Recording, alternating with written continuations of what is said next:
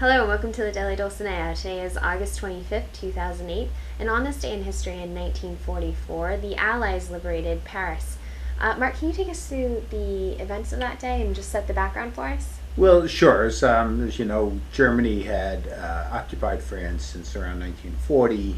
They had actually had a treaty with France to occupy Paris, while a smaller portion of the country was left to what was called the Vichy government.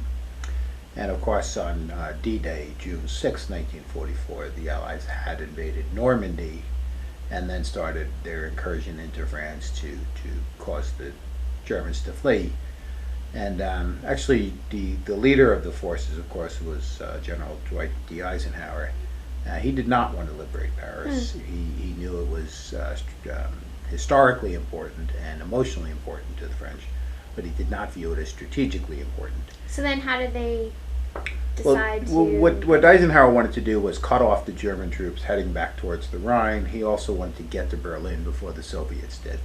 So there was that kind of gamesmanship going on. Right. But Charles de Gaulle, who at the time, of course, he later became a great leader of France, he was one of the leaders of the French Free Resistance.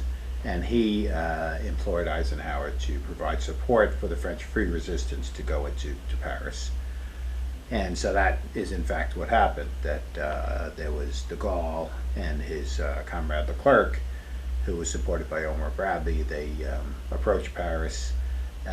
Even as the Allies agreed to support the freeing of Paris, they didn't want to go as quickly as the French Free Resistance did. But earlier there had been a similar situation in Warsaw, where the resistance in Warsaw started rising up against German occupation. The Russians didn't support the resistance, and it was crushed, and the city of Warsaw was all but destroyed. So there had been a lot of executions by the Germans in Paris, and the resistance had just about had it, the people who were in the city. And so they were going to have an uprising, whether they got support or not.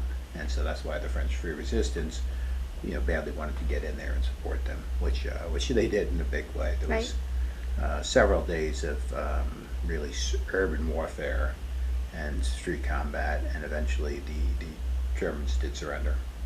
And what do they think would have happened if they hadn't... What do people speculate would have happened if they hadn't gotten in there when they did to support the free resistance? I think on balance, I think that was probably a fair view. Hitler had ordered that Paris was to be defended at all costs and destroyed if it was lost. And so the Germans they had started executing people, and they did line the city with explosives, probably with the intention of blowing it up. And then, of course, there's the role that this General Cholich played. He was featured in a book and a play called Is Paris Burning? He's lauded for his role in refusing Hitler's orders to destroy the city.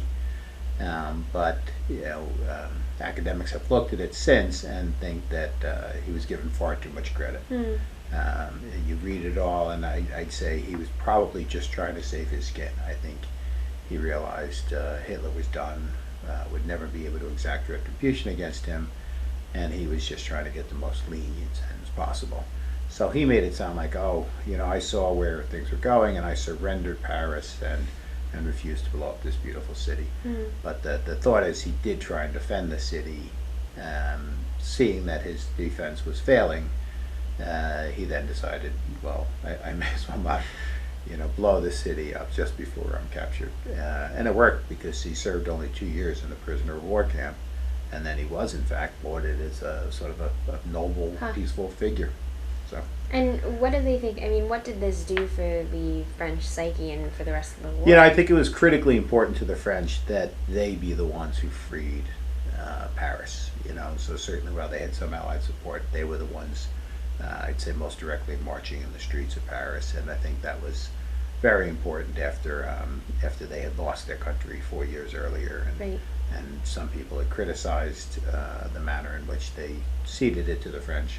Of course, there was always a very active resistance unit from the first days, but If you read Charles de Gaulle's speech, it really is one of overwhelming emotion about the French freeing Paris, and so I can certainly understand why that was important to them. Right. Well, thank you very much for your report. Well, you're welcome.